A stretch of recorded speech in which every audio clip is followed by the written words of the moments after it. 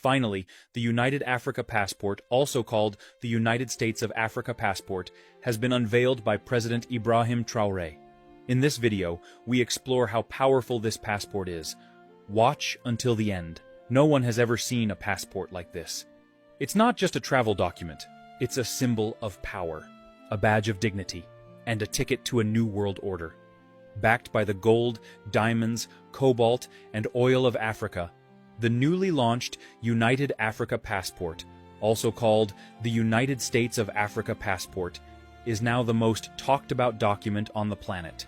From Wall Street to Pyongyang, this passport has shaken diplomatic tables and forced nations to rethink global alliances. And now, it's official. Every country in the world, even North Korea, has accepted the United Africa Passport for visa-free entry. Let that sink in. Even North Korea, a nation known for extreme isolation and rigid visa policies, has opened its gates for Africans carrying this document. And it happened because of one unbelievable meeting between President Ibrahim Traoré and Kim Jong-un. But first, let's understand why this passport is unlike anything the world has ever seen. This is not just about traveling freely. It's about restoring the dignity of Black people everywhere. It's about unity, pride, and opportunity. And above all, it's about Africa finally taking its place on the global stage, not as a begging continent, but as a superpower with borders, currency, and voice. The passport offers something no other document does: visa-free access to all African countries, automatic residency pathways across the continent, free movement for work, education, and trade, and now visa-free access to the rest of the world, including China, Russia, India, Brazil, Indonesia, and shockingly, the United States. But the most unexpected chapter began in North Korea. The meeting between Traoré and Kim Jong-un was supposed to be secret. Instead, it became historic. The world didn't believe it when the news broke. North Korea accepts United Africa Passport for visa-free entry. Many dismissed it as a rumor, a hoax. But then, North Korean state TV broadcast the footage. President Kim Jong-un and Captain Ibrahim Traoré, side by side, standing in front of the North Korean flag, holding a dark green passport embossed with the golden emblem of United States of Africa. The world gasped. The footage showed Kim Jong-un wiping away tears. What could possibly make one of the world's most isolated and feared leaders cry? Here's what really happened. In a high-security hall deep within Pyongyang, Traoré sat face-to-face with Kim. No entourage, no diplomats, just two men, both leaders of nations that have long been underestimated by the West. Traoré opened a brown folder and placed 3 items on the table. A photograph of Congolese children digging cobalt with bare hands. A satellite map of Africa's mineral wealth. The first printed copy of the United Africa Passport. Then, he said, "Our people have bled enough. Our lands have fed the world. Yet we eat last. This passport is not just paper, it's justice." Kim didn't respond immediately. Traoré continued, "You know what it means to be isolated, sanctioned, punished for defending sovereignty. Africa is in that struggle. But unlike the past, we're no longer divided. This passport is backed by Africa's wealth. Gold, uranium, diamonds, cobalt, oil. We will not beg for entry. We invite the world to recognize our unity." Kim stared at the passport. Then he asked one question: will Africans respect themselves enough to protect this document? Traoré nodded. This is not a passport for tourists. It is a passport for liberation. Every African who carries it will know the weight of history. That's when Kim broke down. He reportedly whispered, "I see now. You are not building a new Africa. You are waking up the world's sleeping giant." And with that, the deal was sealed. North Korea became the first Asian country to sign the global visa-free accord with the United States of Africa. Other countries, previously hesitant, immediately followed. Indonesia, Vietnam, Pakistan, even Cuba and Venezuela, and silently, even a few EU nations began discreet talks. But the move sparked backlash too. As the news spread that North Korea, Cuba, and several Asian and Latin American countries had officially accepted the United Africa Passport for visa-free travel, something began to shift in international circles. Inside secret meetings at the European Union headquarters and US State Department, diplomats were scrambling. One EU official, caught off mic, was heard saying, "This isn't just a passport, this is a message. They're shutting us out." Though no Western government made public complaints at first, internal memos leaked, accusing President Ibrahim Traoré of building an exclusive, race-based travel system, claiming it went against global inclusivity. And then came the headline, "Is the United Africa Passport Racist?" London Herald. It caused outrage across Africa and the Caribbean. Online, Africans from Ghana to Jamaica responded furiously. Where were these same critics when Africans needed visas for every country? Now that we finally have something for us, it's a problem? But Traoré didn't remain silent. Standing in front of the Monument of African Unity in Ouagadougou, he delivered a short but fiery speech, streamed live across 42 countries. With his voice calm but firm, he said, "When Africans were enslaved, no one complained about exclusion. When we were denied visas, rejected at airports, humiliated, no one wrote editorials. Now, because we finally own something for ourselves, we are suddenly a threat?" The crowd roared. This passport is not a weapon, it is a shield. It is protection for the African soul, the African dream. And let me be clear, it is not racist. It is revolutionary. The speech went viral in hours. Over 300 million views across TikTok, YouTube, and Instagram. Even in cities like Paris, Washington, and Berlin, young black communities organized solidarity marches. At the heart of it all was a simple message. We are not begging for entry, we are building our own door. This time, it wasn't just Africa responding. African Americans, Afro-Brazilians, Haitians, Trinidadians, and people across the Caribbean posted videos proudly saying, "I am African. I claim my passport." Even some white and Asian allies stood in support, recognizing that this was more than travel, it was redemption. But the sudden popularity of the passport brought a new crisis. What started as a powerful symbol of African pride was now turning into a logistical nightmare. After President Ibrahim Traoré's viral speech defending the United Africa Passport, the world took notice, and so did the African people. From Atlanta to Accra, from Port-au-Prince to Cape Town, millions lined up virtually and physically to begin their applications. The Burkina Faso immigration servers crashed within hours of opening the portal. Some applicants waited 15 hours online, only for the page to freeze just before submission. In less than 10 days, over 11 million applications had been submitted from more than 62 countries. Families flew in from Jamaica, Barbados, St. Lucia, and Dominica. Thousands of African Americans booked urgent flights to Ouagadougou just to get in line, sleeping outside embassy gates with backpacks and printed documents. "I've never seen anything like it," said a passport officer in Ouagadougou. "There are grandmothers here who sold everything to make this trip." The first United Africa passport had just been printed days ago. Now, the system was being crushed under its own success. President Traoré had promised that the passport would only go to people who could prove African ancestry or cultural ties to the continent. But many applicants, especially from Caribbean nations and African American communities, did not have official birth records or family documents. Centuries of slavery and displacement had erased their paper trails. To make matters worse, rumors began to spread. False brokers started charging hundreds of dollars for fast-track approvals. Some even forged DNA results. Traoré had to act. On the night of August 28th, Traoré appeared live again.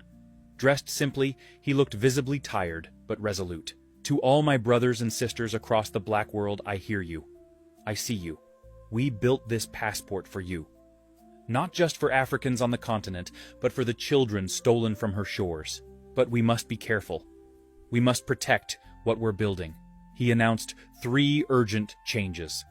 Temporary suspension of all new applications for 21 days. DNA verification units to be set up in embassies across 25 cities. A new heritage claim form allowing people to explain their ancestral ties in writing or video if no documents exist. Your pain has a voice. Your identity matters. We will not deny you because your ancestors were denied. The announcement was met with mixed emotions. Some cried in frustration, especially those who had just arrived in Burkina Faso, but others applauded the move. Online, "We Are Africa" trended again, this time with videos of people helping each other fill out forms, narrating family stories, or posting photos of grandparents with the caption, "Proof enough." Even celebrities joined in. Afro-Caribbean singers, African-American activists, and Pan-African leaders encouraged patience. But Traoré wasn't finished. He ended his address with a powerful reminder. This passport is not just a travel document. It is proof that we remember. It is proof that we are one. While the world was still trying to grasp the full impact of the United Africa Passport, President Ibrahim Traoré was already working on the next chapter of the African Revolution. August 31st, 2025, less than a month after the passport launch, Traoré landed in Dakar, Senegal, to hold emergency talks with regional leaders. His goal: to lay the foundation for the United Border Security Pact, a plan to remove internal African borders and unify the continent under one system. The leaders of Nigeria, Senegal, Mali, Chad, Ghana, Togo, and Guinea attended the closed-door meeting. Inside the summit, Traoré reportedly delivered a 2-hour speech that left even veteran diplomats stunned.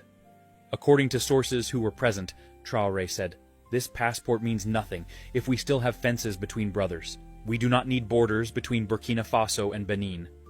Between Ghana and Togo, we are one nation Africa." He proposed a phased rollout of border elimination, starting with free movement of citizens with the United Africa Passport within 27 African countries, unified border patrol and digital ID system, shared intelligence to protect against external sabotage and trafficking. He called it One Border, One Africa. Traoré didn't just talk policy. He spoke from the heart. He reminded the leaders of what Africa had lost, not just land and wealth, but time, trust, and unity. We were once 3,000 tribes. Today we are 54 countries, divided by European rulers who are long dead. We are still paying for borders that were drawn with blood, but no more.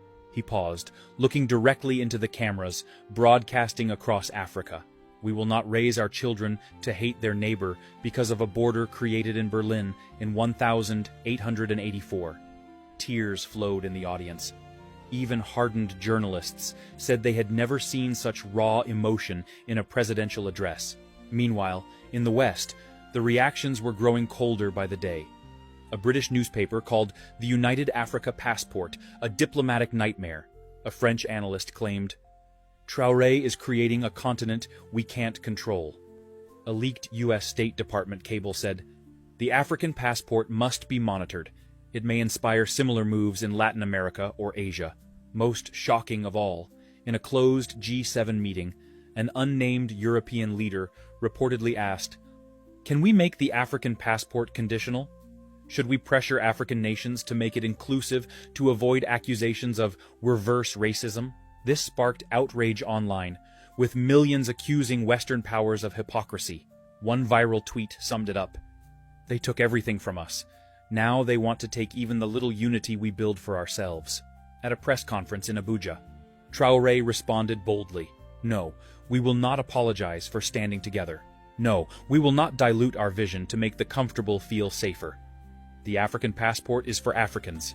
We are not excluding the world, we are finally including ourselves." He added, "Africa has 60% of the world's arable land. We have the gold, the lithium, the cobalt, the youth, and the sun. If shared fairly, Africa would be the richest country in the world. And now we will protect it." Just when the world thought the United Africa Passport couldn't go any further, President Ibrahim Traoré made an announcement that stunned even his closest allies. On September 15, 2025, during a televised press briefing from Ouagadougou, Traoré stood before a giant screen displaying the logos of over 20 African countries. Behind him was a banner that read, "From the soil to the stars, Africa united." He cleared his throat and said, "Today, we officially welcome the African Space Research Bureau as a full partner of the United Africa Passport." The crowd went silent. For a moment, many didn't understand the gravity of what he had just said. Then he explained, Traoré revealed that Burkina Faso, Nigeria, Egypt, Algeria, South Africa, Ethiopia, and Ghana had formed a new Pan-African space alliance, and it would adopt the United Africa Passport as its official ID system. Scientists, engineers, astronauts, and researchers across the continent would now travel using the same black and gold biometric passport, a symbol of African excellence, sovereignty, and innovation. He added, "We will launch satellites, rockets, and data missions that serve Africans first. No more begging for internet access, weather tracking, or GPS. Africa will orbit above just as it rises below." Then came the twist. Traoré introduced the first official United Africa passport holder to train for space, Dr. Wuraola Kebe, a Senegalese-born astrophysicist raised in Burkina Faso. Wuraola stood proudly, holding her passport, as Traoré said, "This is not just a document. This is our visa to the stars." She wiped tears as she spoke. "My grandmother couldn't go to school. I will go to space as an African." The crowd erupted in cheers. Major world media rushed to cover the moment. CNN called it Africa's moonshot moment. Al Jazeera said it was a new space race with roots in black liberation. A viral TikTok in Brazil titled "Africa is doing what no one expected" gained 22 million views. But not all reactions were positive. A leaked intelligence memo from a European security agency stated, "If Africa controls both its borders and its satellites, we lose influence." Another Western diplomat reportedly said, "The United Africa Passport is no longer just symbolic. It's geopolitical. It's strategic. It's dangerous." Traoré responded once again in the most dignified way. "We are not dangerous. We are determined. We will not ask permission to rise." Before closing the conference, Traoré looked directly into the camera and gave a heartfelt message to the diaspora, to our brothers and sisters in Haiti, Jamaica, Trinidad, Brazil, and America. This passport is your return ticket. Not to a place, but to a people. We are one. And we've waited long enough. He ended with a message that would soon be printed on the back of every new passport. One Africa, one passport, one destiny. The United Africa Passport is no longer just a travel document. It is now a symbol of something bigger, a global awakening. A new chapter in Black history, and the beginning of the most powerful union the world has ever seen.